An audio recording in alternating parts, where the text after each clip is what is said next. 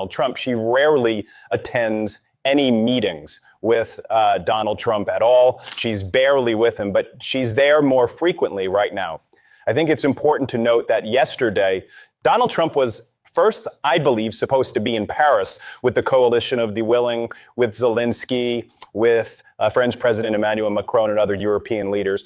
But then there was nothing on Donald Trump's schedule. I don't even think Donald Trump attended that meeting virtually like he was supposed to. Instead, he called in after the meeting was done. I think he sent Steve Witkoff to be there, but Witkoff left after about 20 minutes. In any event, Donald Trump then attended a dinner last night that the press was invited to at some point in the dinner with the tech CEOs. So you had Zuckerberg there, and all of all the AI people were all there.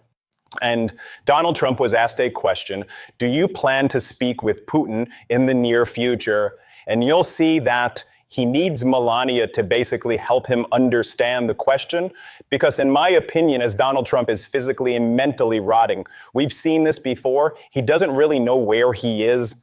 Remember, I've showed you the clips where he's like, where's Stubat, the president of Finland? It's like he's standing right across from you. Or Donald Trump would be like, where's this congressman? Like right next to you. And he doesn't even know where he is. But so Melania helps him understand what the question is. And she's like, they're asking if you're going to speak with Putin soon. And again, just look at Donald Trump's face when this is happening. Watch this, and then let's go through some more things here. Here, play this clip. First, after your phone call with Ukrainian President Zelensky today, do you plan to speak with Russia's President Putin in the near future? What? I will be, yeah, I will be. We're having a very good dialogue. I settled 7 wars. The one that I thought would be maybe one of the easiest. You know that feeling? You think one thing is going to be easier, it turns out. All right, so you have that data point. An important data point, though, as well, I believe, is that we see both Putin and Zelensky constantly citing Melania back to Donald Trump. And you may say, oh, well, they're citing Melania because they're married. This is not, in my opinion, a happy marriage. I think that the intelligence that they have is that Melania is taking a more significant role in kind of the day-to-day caretaking of Donald. So I want to show you this. When Donald Trump and Putin spoke in or around May 19th of 2025, one of the things that Putin said to Donald is, we really respect your wife. We want to hear more from Melania. And Putin mentioned Melania over and over again. Now, one reason that Putin was probably doing that was to troll Trump, because state regime media in Russia keep showing the Melania nudes just to kind of mock the Trump family. But I think another reason is, in my opinion, is because of the intelligence that there may be more of a caretaker function that's going on. Here, play this clip. And compassionate First Lady, I would tell you she is very dedicated. In fact, if you look at just what I heard, Putin just said they respect your wife a lot. I said, what about me? No, they like Melania better. That wasn't good. I don't know if that was good. I'm okay with it. I'm okay. Now, we see that happening. Well, I'll show you this one too. Let me show you Zelensky saying this as well. Zelensky thanking Donald Trump for Melania writing a letter to Putin about children generally. It doesn't mention in the letter that it's Putin kidnapping and trafficking and sex trafficking and human trafficking Ukrainian children. Melania's letter, by the way, looks like an AI bot wrote her letter. I don't know who wrote it, but in my opinion, it looks very AI written. But watch Zelensky mention Melania. The frequency of Melania being mentioned over and over again is something that I want you to pay attention to here. Here, play this clip. Thank you very much for being here. Thank you so much, Mr. President. If I can, first of all, thank you for invitation, and thank you very much for your efforts, personal efforts to stop killings and stop this war. Thank you. And using this opportunity, many thanks to your wife, First Lady of the United States. She sent a letter to Putin about our children, adopted children, and my wife, she, First Lady of Ukraine. She gave the letter. It's not to you, to your wife. Oh, I want it. Yeah. So we are saying this sensitive topic. Yeah. Yes, please. And thanks to our partners and that you supported this format. That after our meeting, we're going to have leaders who are around us, UK and France, Germany, Italy, Finland, EU, NATO. I mean, all partners around Ukraine supporting us. Thanks them and thank you very much for the invitation. Thank you very much for being here. Okay. And then the Trump sycophants like Energy Secretary Chris Wright. He's now going on TV. And remember, these sycophants say whatever they can do to stay in Trump's good graces.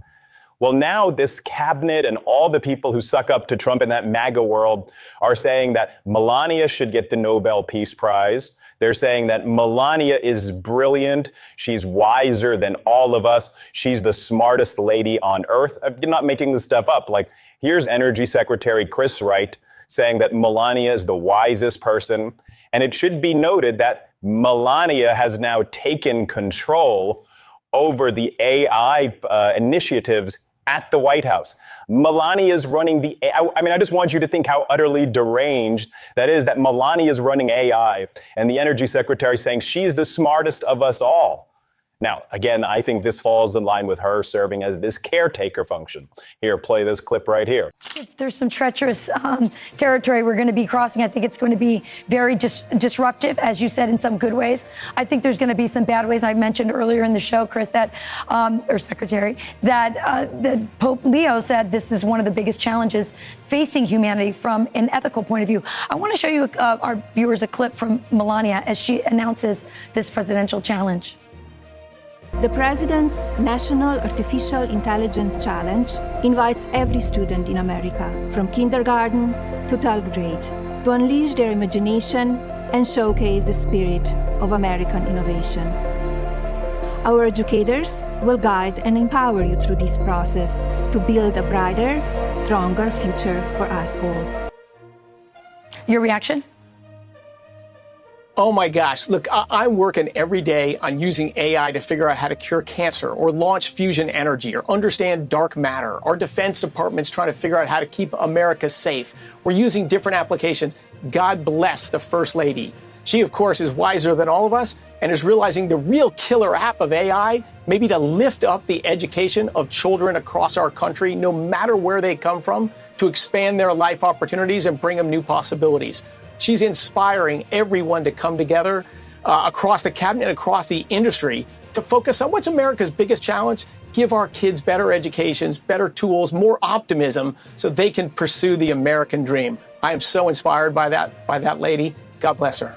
Well, she's certainly taking on something that is going to change our world forever. So we thank you for joining us today. Thanks for your insight. I'm going to connect you with our new NASA administrator, Rachel. Great to see you. Good seeing you too. So then the big press conference yesterday was not a Trump press conference at the White House.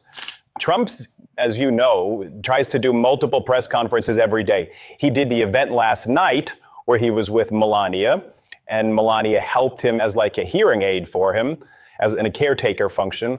But then earlier, Melania talks about how the robots are here. Our future is no longer science fiction. Although when she says robots, it sounds like she says rowboats. But anyway, here, play this clip. Cars now steer themselves through our cities. Robots hold steady hands in the operating room. And drones are redefining the future of war. Innovations of first-generation humanoids, factory automation, and autonomous vehicles have surged from private sector investment. Every one of these advancements is powered by AI. The robots are here. Our future is no longer science fiction.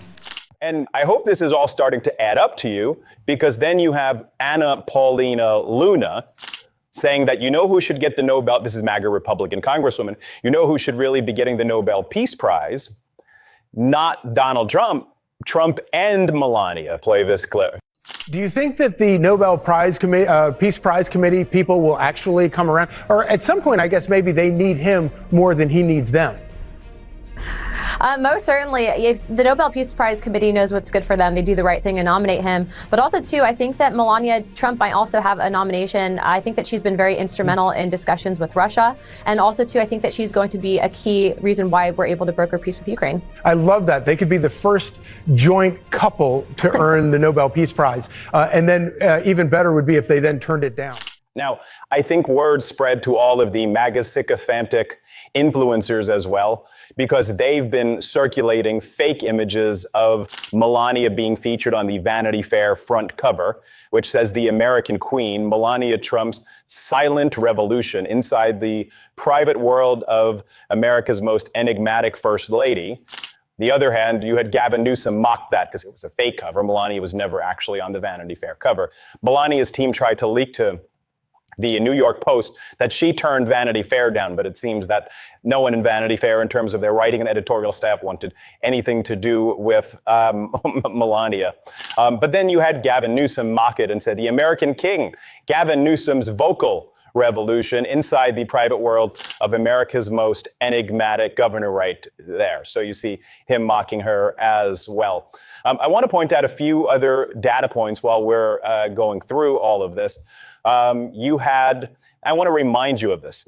During the first Trump administration, or during the campaign rather, Donald Trump had promised that Melania's immigration status would be discussed. People had lots of questions. She said she graduated from a college. It turns out she didn't graduate from this college that she said she went to. How she met Donald Trump's a weird story. How she worked at this modeling agency. And this modeling agency brought young Eastern European women to the Kit Kat Club, where they'd meet wealthy, rich men, and Trump met her at the Kit Kat Club. A bunch of very weird stories. And then all of a sudden, she got an Einstein visa, even though she was not an Einstein, putting it mildly. But remember when Trump also said that Melania would hold a press conference to answer all questions about her immigration status, which she never did? Play this clip. Wait, they said my wife Melania might have come in illegally. Can you believe that one? No. They said headlines. Maybe she came in illegally. Maybe. Let me tell you one thing. She has got it so documented. So she's going to have a little news conference over the next couple of weeks. That's good. That's good. I love it. They said Melania Trump may have come into our country illegally. And how would that be for Donald Trump to be talking? Here's the only problem. She came in totally legally. I mean, so that's what I'm going to say. All right, but you'll see it in a little while. I said to her, no, let it simmer for a little while. Let them go wild, let it simmer, and then let's have a little news conference and have some. Instead, Melania's been selling a bunch of trinkets and crap. She's been selling a Swarovski crystal Melania ornament for $99.99, a Merry Christmas America ornament for $90, Melania Trump book. Her name, image, and likeness has been on $500 First Lady Melania Trump 24-karat gold bills for $9.99. I'm not sure if she did cease and desist letters or if she's okay with her name, image, and likeness. That stuff was pushed on Trump's social media platform, it should be noted. She sells this stuff for USA memorabilia, Lady Liberty, which I guess she's making money off of, bridal figure, Swarovski crystals. She's saying why she stands proudly behind all of her nude photographs and things like that. Let's go to right now, though, the video of, I think this ties it all together. So let me tie it all together. Here's the video of Donald Trump saying that that he believes that this video is AI of the garbage falling out the window and that it's not real and it never happened, right? Here is him saying that, but listen carefully around the 35 to 40 second mark about what he says about Melania here, that she wanted to open up the window to have fresh air. I mean, was Trump smelling? Was it a putrid odor as he's rotting?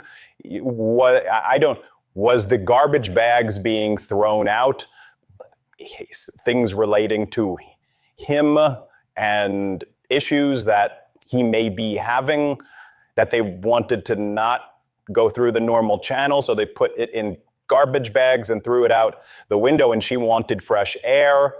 Listen carefully to what's being said here. Here, play this clip. There's a video that is circulating online now of the White House where a window is open to the residents upstairs and somebody has thrown a big bag out the window. Have you seen this? No, that's probably AI generated. So Actually, you can't open the windows. You know why? They're all heavily armored and bulletproof. that's a fake video. Well, it's got to be because I know every window up there. The last place I'd be doing it is that because there's cameras all over the place, right? Including yours. No, but every window, I've never seen a window that's... In fact, my wife was complaining about it the other day. She said, love to have a little fresh air come in, but you can't. They're bulletproof. And number one, they're sealed. And number two, each window weighs about 600 pounds. You have to be pretty strong to open them up. No, that has to be... Where was the window? Let me see.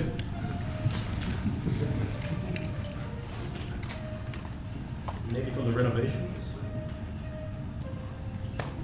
Which is the window? It looks like this is on the 15th Street side, I think. So right here. Yeah, those windows are sealed. Those windows are they're all sealed. You can't open them. You were saying regarding the federal... It's the kind of thing they do. And one of the problems we have with AI, it's both good and bad. If something happens really bad, just blame AI. But also they create things, you know. It works both ways. If something happens that's really bad, maybe I'll have to just blame AI. But there's truth to it because I see so many phony things. I saw something as I was growing up from the time I was a baby till now. I said, who did that? It was AI generated. So it's a little bit scary, to be honest with you. But those windows are all very heavily sealed. And obviously it's not AI, but the AI stuff, Melania's AI is AI person. So Trump's saying AI this, AI that. Here's the video just so you can see of the objects being thrown out the window. Again, now we know Melania wanted the window open. Here, play this clip.